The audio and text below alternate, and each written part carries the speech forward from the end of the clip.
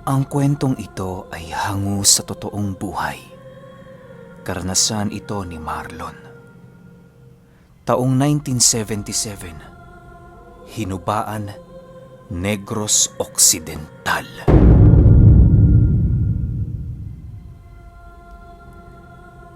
Itong mga panahong ito, isang magsasaka si Marlon. Namumuhay sila sa mabundok na bahagi ng Hinubaan. Bilang magsasaka, pangunahing pinagkukunan nila ng pagkain ay ang kanilang bukirin. Ngunit dahil sa isang malagim na sakuna, napilitan silang umalis sa lupa nila at lumipat sa lugar malapit sa dagat.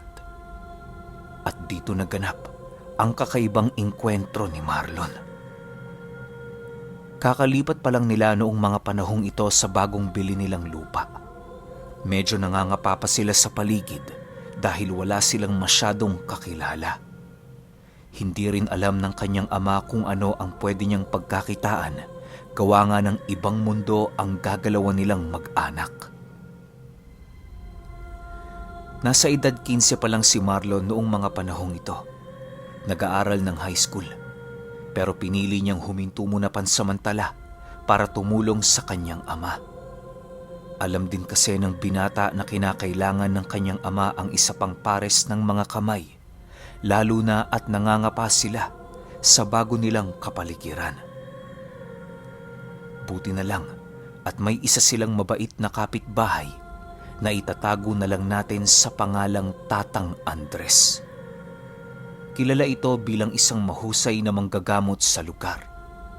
At ayon sa kanya, hindi na din naman niya ginagamit ang mga lambat at bangka niya, kaya ipinagkaloob niya ito sa tatay ni Marlon. Julio, ikaw na ang gumamit ng bangka at mga lambat ko, ha? Matanda na ako't wala naman akong mga anak, kaya mas mabuti nang ibigay ko ito sa inyo nang makapagsimula kayo. Wika ni Mang Andres. Tuwang-tuwa naman si Mang Julio noong mga panahong yon, gawa nga ng nag-alok din ng isa nilang kapitbahay na turuan itong mangisda. Tay, pwede ba akong sumama? Para kahit papano, alam ko din po ang mga ginagawa ninyo. Wika ni Marlon. Pumayag naman ang kanyang ama sa hiling niyang matuto rin sa pangingisda. Nang sumunod na araw, agad na silang lumaot. Pero si Mang Julio at ang isa pa nilang kapitbahay lang ang lumakad. Dahil medyo maliit ang bangka at kaya lang nitong magsakay ng 2 katao.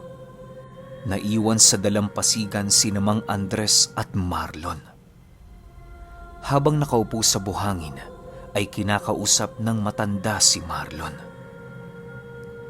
Iho, alam mo, ibang nakikita ko sa iyo. Napakabuti mong anak. Kung iahambing sa ibang kaedad mo, naiiba ka sa kanila dahil mas gusto mo pang tulungan ng iyong ama kaysa atupagin ng mga walang kwentang bagay. Pagbati ng matanda kay Marlon. Napakamot na lang ng ulo ang binata at medyo nahihiya pang sumagot. Kasi po, wala naman pong ibang makakatulong ang tatay ko eh. Si nanay po sakitin din. Hindi niya po kayang gumawa ng mabibigat na trabaho.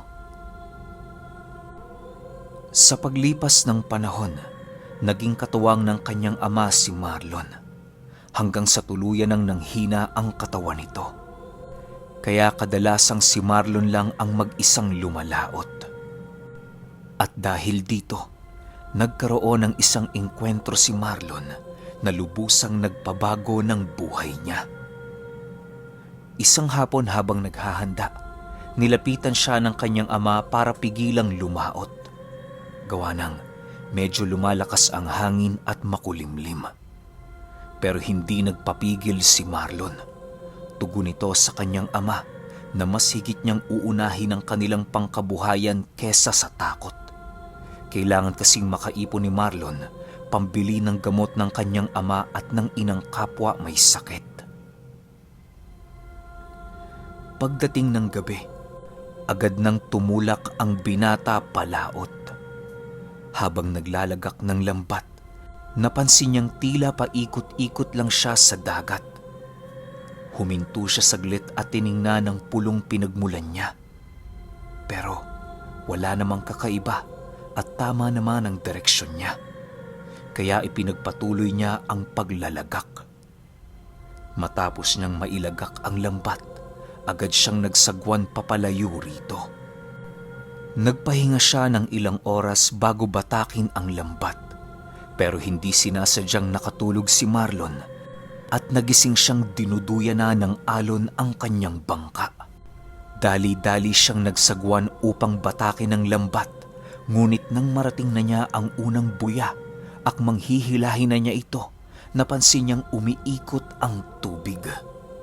Nagpatuloy sa paghihila si Marlon at habang tumatagal ay lalong lumalakas ang pag-ikot na parang lumilikha ng isang malawak na puyo o ipo-ipo sa tubig. Pabigat ng pabigat ang lambat na hinihila ni Marlon hanggang sa tuluyan na nga niya itong nabitawan.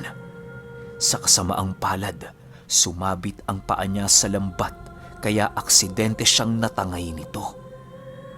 Ramdam niyang nasa tubig na siya noong mga oras na yon, pero ang ipinagtataka niya ay napakakalmado ng kanyang pakiramdam at maniwala kayo o hindi, nagagawa niyang makahinga. Pinilit niyang tanggalin ang lambat na nakapulupot sa kanyang paa at habang ginagawa niya ito ay napapansin niyang papalalim ng palalim ang paghila sa kanya. Tumingala siya at nakikita niya ang ibabaw ng tubig, pero nananatili siyang kalmado. Nang muli niyang ibaba ang tingin niya, ay naramdaman niyang lumalapat ang kanyang mga paa sa buhangin. Napakadilim ng kailaliman ng dagat, ngunit ramdam niya ang pagdaloy ng mahinang agos.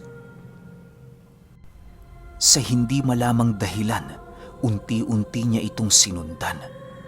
Habang papalapit siya, unti-unting lumalakas ang pag-ikot ng agos, hanggang sa marating niya ang pinakagitna at nagulat siya dahil tuyo ito. Napapaligiran siya ng pader na umiikot na tubig. At sa pinakagitna nito ay isang maliit na kulay puting bato ang nakalapag sa buhangin. Pinagmasdan niya itong mabuti. Halos kasing laki lang ito ng piso at napansin din niyang may guhit itong paikot na maaaring ihambing sa pag-ikot ng tubig sa paligid niya. Bagaman hindi niya alam kung ano ang bagay na yon, agad niya itong dinampot. At nang mahawakan na niya ito, laking gulat niya nang makita niyang unti-unting lumiliit ang pader na tubig hanggang sa tuluyan na siyang nilamon nito. Nawala ng malay si Marlon at nagising na lang siya nang maramdaman niyang tinutuka ng isang ibon ang kanyang daliri sa paa. Pagdilat niya ay papasikat na ang araw at ang kanyang lambat ay nakataas na sa kanyang bangka na punong-puno ng malalaking isda. Dali-dali siyang bumangon at nagsagwan papunta sa dalampasigan. Agad siyang sinalubong ng kanyang ama at ng iba pang mga mangingisda. Habang nagbababa ng mga huli, ay hindi pa din lubos maisip ni Marlon kung ano ang nangyari. At nang matapos na siyang magbaba ng isda, kinapa niya ang kanyang bulsa at naramdaman niyang may laman ito. Agad niyang dinukot at nakita niya yung batong napulot niya sa ilalim ng dagat. Hindi na alintana ni Marlon ang mga pagbati ng mga tao dahil sa dami ng huli niya. Nakatuon ang atensyon niya noon sa bato at kay Mang Andres. Manong, may sasabihin sana ako sa inyo . Pwede ko ba kayong makausap? Wika ni Marlon. Agad namang tumayo ang matanda at tumugon. Sige iho, ano ba yon? Parang napakahalaga niyang sasabihin mo . Hindi mo na pinapansin ang pagbati ng mga tao sa iyo. Hindi naman umimik si Marlon hanggang sa makarating na sila ng matanda sa loob ng tahanan nito. Agad inilabas ni Marlon ang nakuha niyang bato at ipinakita yon sa matanda. Nanlaki ang mga mata nito nang masilayan niya ang bato. Mahabaging langit, Marlon. Ito ay isang mutya. Sabihin mo, paano mo ito nakuha at saan? Wika ng matanda. Agad namang ikinuwento ni Marlon ang nangyari at nakumpirma ng matanda na ito nga ay isang mutya. Marlon, alam mo bang mutya ng ipu-ipong dagat ang nakuha mo? Nakakagulat na sa lahat ng taong naghahangad nito ay sa isa pang kagaya mong walang kaalam-alam ito na punta. Paliwanag ng matanda. Agad niya itong kinonsagra at ginawang kwintas para sa binata. Pero, paano pong gagawin ko? May mga kailangan po ba akong gawin? Tanong ni Marlon. Agad namang hinawakan ng matanda ang kanyang ulo at pinihit ito papunta sa kanyang bangka. Ayan, hindi mo ba nakikita yan? Isa lang ang kaganapang yan sa kayang gawin ng mutya ng ipu-ipong dagat. Maliban sa swerteng ibibigay nito sa taong karapat-dapat, nagkakaloob din ito ng pambihirang kakayahang gamitin ng elemento ng tubig at ng panahon. Dagdag pa nito na ang paggamit ng mutya ng ipu-ipong dagat sa maling paraan ay maaaring magdulot ng isang malaking sakuna. Ingatan mo ang mutyang yan, Marlon. Maraming masasamang elementong maghahangad na kunin sa iyo ang gamit na yan. Isa na rito ay ang mga aswang. At tandaan mo ito, Apo. Gamitin mo ang mutya sa tamang pamamaraan. Wika ni Mang Andres. Ngunit hindi na nito binanggit sa binata ang pinakamalakas na kakayahan ng mutya. At ito ay ang makatawag ng unos. Pinili niyang manahimik na lang dahil ng mga panahong yon, alam niyang nasa punto pa si Marlon na hinahanap ang kanyang sarili at maaaring maligaw ito ng landas at mapahamak pag nagkataon. Sa paglipas pa ng mga araw, nagtuloy-tuloy ang swerte ni Marlon lalo na sa pangingisda hanggang sa nakabili na sila ng mas malaking bangka at mas malaking lambat. Sa pamamagitan din ng kakayahan ng mutya niya ay unti-unti niyang napagaling ang kanyang mga magulang. Isang araw, habang nag-aayos ng mga sirang lambat, ay may lumapit sa kanyang isang lalaki. Bago ito sa kanyang paningin, inisip niyang dayo lang ito at may kung anong hinahanap. Taga dito ka ba? Maaari ba ako magtanong? Bungad ng lalaki. Oho. Ano po ba yon? Tugon ni Marlon. Magiliw niya itong hinarap ngunit ang hindi niya alam, may masama pala itong binabalak sa kanya. Ikaw ba yung batang nakapulot ng mutya sa dagat? Gusto ko sanang bilhin yun sa'yo eh. Agad na natigilan si Marlon sa ginagawa niya. Nagtataka siya dahil wala namang ibang nakakaalam ng sikreto niya maliban kay Mang Andres. Maging ang kanyang mga magulang ay walang kaalam-alam tungkol rito. Paano niyo po nalaman? Pero hindi na mahalaga yon. Ikinalulungkot ko pero hindi ko po ito ipinagbibili. Makakalis na po kayo. Tugon ni Marlon. Agad ding nagpaalam ang lalaki ngunit nag-iwan ito ng isang babala. Pagsisisihan mo ang pagtanggi mo sa alok ko, bata. Tandaan mo yan. Wika nito sabay talikod. Matapos yan ay bumalik na sa trabaho si Marlon. Kinagabihan, Habang papalaod siya ay bigla niyang naramdamang namamasa ang kanyang dibdib kung nasaan ang mutya. Bakit? Anong problema? Tanong nito. Madalas niya kasing kausapin ang tangan niya. Agad siyang napatingin sa ibang bahagi ng dalampasigan. Nakita niya ulit yung lalaking nagtanong sa kanya. Ramdam ni Marlon ang bahagyang pagtibok ng mutya sa bawat hakbang ng lalaki. Habang papalapit ito ng papalapit, palakas ng paglakas ang pagtibok nito sa kanyang dibdib. Laking gulat niya nang bigla na lang magbago ng anyo ang lalaki at agad siya nitong sinugod. Pero laking pagtataka ni Marlon dahil ni hindi man lang siya nito na kayang hawakan.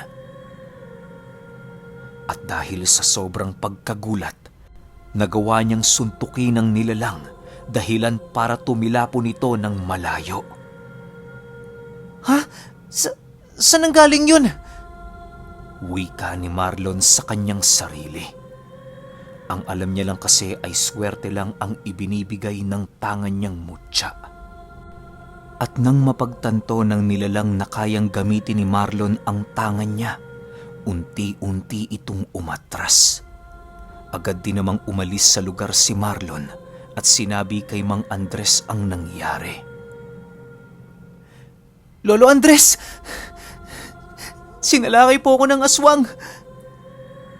Naghihingalong wika ng binata. Napatayo naman ang matanda sa sinabi nito. Agad itong lumabas ng bahay upang tingnan kung nandun pa ang nilalang. Tinuro ni Marlon kung saan ito nagpunta.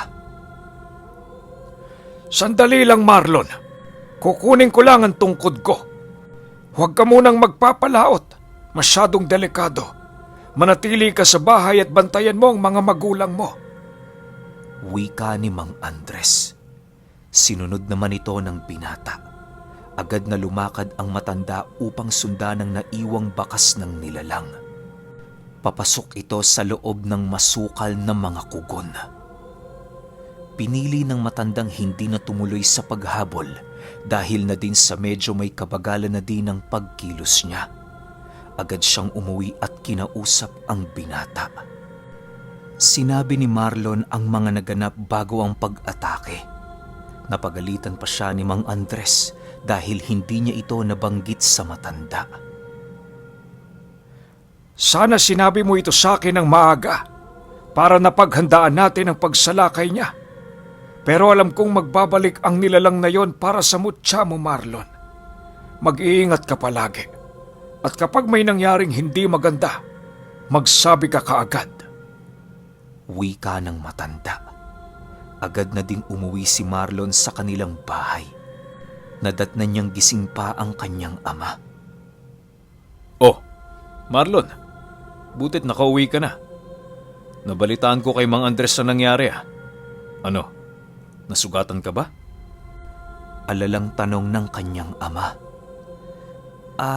Wala naman po, tay. Hindi naman po ako nasugatan. Huwag kayong mag-alala. Ayos lang po ako. Tugon ni Marlon. Pagkatapos kumain ng hapunan, ay agad na din itong pumasok sa kanyang silid para makapagpahinga. Habang nakahiga, iniisip niya ang mga pangyayari. Hindi niya lubos akalaing papasok siya sa ganitong uri ng sitwasyon. Hindi niya nga inakalang magiging tagaingat siya ng isang makapangyarihang gamit mula sa may likha. Ito ang laman ng isip ni Marlon hanggang sa tuluyan siyang nakatulog. Paggising niya kinabukasan, agad siyang pumunta sa dalampasigan upang mag-ayos ng kanyang lambat. Kagaya ng dati, muli niyang naramdaman ang pagtibok ng mutya niya sa dibdib niya. Agad niyang inikot ang kanyang paningin. At laking gulat niya nang makita na naman ulit niya yung lalaking sumalakay sa kanya. Dali-dali siyang tumakbo papunta sa bahay ni Mang Andres na noon ay nag-aagahan. Itinigil ng matanda ang kanyang pagkain at agad na lumabas ng bahay. Kapwa silang nagulat ni Marlon nang makita nilang nasa tapat na ng bahay ng matanda, yung lalaki. Walang yakang aswang ka! Umagang-umaga! Anong ginagawa mo rito? Wika ng matanda. Agad namang tumugo ng lalaki ng, "Ibigay mo sa akin ang maayos ang binatang yan. Huwag kang makialam, tanda, kung ayaw mong samain ka sa amin." Tugon nito. Pero nagmatigas si Mang Andres at inutusan si Marlon na pumasok sa loob ng kanyang tahanan. Kung gusto mong makuha ang bata, dadaan ka sa ibabaw ng bangkay ko, demonyo! Sigaw ng matanda, sabay saboy ng asin sa lalaki. Napahiyaw ito dahil sa hapdi. Kinuha naman ni Mang Andres ang pagkakataong yon upang kumuha ng itak sa loob ng bahay. Nakita siya ng binata at napagtanto ni Marlon na seryoso na ang sitwasyon. Kaagad niya itong pinigilan. "Lo, baka mapano kayo. Huwag na lang po kayong lumabas." Pero nagmatigas ang matandang manggagamot. Bago ito tuluyang lumabas ng bahay, may ibinili nito kay Marlon. Iho, ang mutsang hawak mo ay isa sa 4 na pinakamakapangyarihang mutya dito sa mundo ng mga tao. Hindi ito pwedeng mapasakamay ng mga maiitim ang budhi. Isa sa mga katungkulan ko bilang babaylan ay ang pangalagaan ng mutya at ang taong nangangalaga nito. Kaya ikararangal ko ang mamatay na ipagtanggol ka. Matapos itong sabihin ng matanda, ay lumabas na ito ng bahay. Saktong paglabas niya, ay bigla na lang siyang sinugod ng nilalang. Kayang-kaya nitong magpalit ng anyo sa ilalim ng tirik na araw. Sa makatuwid, hindi isang pangkaraniwang aswang ang kalaban niya noong mga sandaling yon. Bagaman nagagawa ng matandang masugatan ang katawan ng aswang, wala pa rin siyang panama rito. Napakalakas ng nilalang at sa isang bigwas lang nito ay humahagis sa malayo ang matanda. Hindi napigilan ni Marlon ang lumabas, lalo na nang marinig niyang napasigaw ang matanda. Paglabas ni Marlon ay nakita niyang hawak-hawak ng aswang ang kanang braso ng matanda at pinipilipit ito. Sukdulang awa ang naramdaman ni Marlon sa matanda noong mga oras na yon. Kaya agad siyang napasigaw ng, "Bitawan mo si Lolo Andres! Kung ako ang pakay mo, nandito ako!" Agad namang napalingon sa kanya ang aswang at ngumiti ito ng nakakaloko. Ang buong akala ni Marlon ay pakakawalan na nito ang matanda. Pero laking gulat niya nang bigla nitong binali ang braso ni Mang Andres. Namilipit sa sakit ang kawawang matanda, habang si Marlon naman ay napapatulala. Iniisip niya na kung hindi dahil sa kanya, hindi ito mangyayari. Nakaramdam ng matinding galit ang binata hanggang sa tuluyan ng magdilim ang kanyang paningin. Nawala siya sa kanyang ulirat. At ang huling naalala niya ay ang biglang paglakas ng hangin at pagkulimlim ng kalangitan. Ang mga susunod na pangyayari ay base sa salaysay ng matandang si Andres. Nakita ni Mang Andres na unti-unting naglalakad si Marlon papunta sa nakatayong nilalang. At habang papalapit ito, unti-unti ring lumalakas ang ihip ng hangin. Maging ang alon sa karagatan ay bigla na lang nagalit. Agad niyang napagtanto na ito na ang itinatagong kapangyarihan ng mutya ng ipu-ipong dagat. Sinubukan niyang pigilan si Marlon ngunit hindi na siya naririnig nito. Kitang-kita niya din ang paminsanang pagkislap ng kuryente sa katawan ng bata. Hindi na makagalaw sa kinatatayuan ng aswang, habang si Mang Andres naman ay sinikap na makalayo sa lugar dahil napaghinuha na niya kung ano ang susunod na mangyayari. At hindi nga siya nagkamali dahil saktong paglapit ni Marlon sa noon ay nakatulalang aswang, biglang bumulusok ang napakalaking tipak ng kidlat. Direkta itong tumama sa nilalang at tuluyang natupok ang kanyang katawan. Samantalang si Marlon naman ay tuluyang nawala ng malay. Nagising na lang itong punong-puno na ng benda ang kanyang katawan at nagtamo siya ng maliit na paso sa dibdib at braso. Ayon kay Mang Andres, nadaplisan siya ng tinawag niyang kidlat. Naging palaisipan kay Marlon kung paano niya nagawa ang isang nakakamanghang akto. Ni minsan sa hinagap, hindi niya akalaing mabibiyayaan siya ng kapangyarihan na mula sa kalikasan. Sa kasalukuyang panahon, namumuhay pa rin si Marlon sa dati nilang lugar. Tuluyan na siyang nagkaroon ng maunlad na buhay, nagkaasawa at nagkaanak. Habang si Mang Andres naman ay biglaan na lamang naglaho. May mga nagsabing namatay na ito, ngunit may iilan ding nagsasabing nakikita nila ang matanda na pagala-gala sa dalampasigan.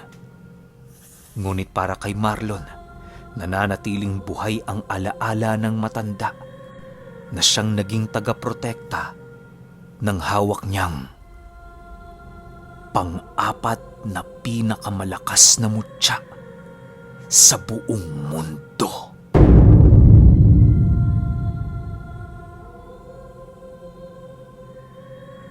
Okay, ngayon ko lang narinig tong mutya ng ipo-ipong dagat, no? Tsaka pang-apat siya sa pinakamalalakas na mutya sa buong mundo. Ang tanong, ano yung tatlong mas malakas pa? Pwedeng krus ng batis? Tunay na dignum? Ano pa bang pwede? Punyal ni Ginang Sedes? Ano pa ba? Meron pa yung sa ulap na kukuha. Nakalimutan ko lang yung tawag. Basta napakarami kasing mutya kung iisa-isahin natin yan, di ba? Isipin nyo, ultimo nga sa mga prutas, may mga nakukuha tayong mutya. Paano pa kaya dun sa mga bato, di ba? Pero ang lakas talaga kapag may kombinasyon ng tubig tsaka hangin na mutya. Talagang wala tayong masasabi sa bagay na yan. Ang maganda pa nito, may kidlat, di ba? Parang ang daming elementong nakapasok sa mutya na to, kaya mahihirapan talagang kalabanin yung, mahihirapan man kung anong klaseng nilalang ka, tapos kakalabanin mo yung may gantong tangang mutya, sa malamang patay ka talaga. Pero kayo, anong masasabi niyo sa mutya na to? Bakit siya pang-apat lang? Ano kaya yung tatlo, no? Medyo mahirap pag-isipan eh. Tsaka sayang lang, ang ganda ng kwento na to, kaso isang kwento lang, hindi siya series, kaya yun, wala nang kasunod na kwento. Hindi na natin alam kung ano nangyari kay Marlon sa paglaki niya, kung yung silbi ba ng mutya niya nagamit niya lang talaga sa pangpaswerte. Kasi nga, ang sabi sa ending, nagkaroon na ng maunlad na buhay si Marlon. So siguro, hindi siya naging talagang solid na manggagamot. Ginamit niya lang yung mutya para umangat yung buhay niya. Pero kayo, kung may opinion kayo sa kwento na to, comment nyo lang sa baba. Yun lang. Hanggang sa susunod na kwento. Salamat.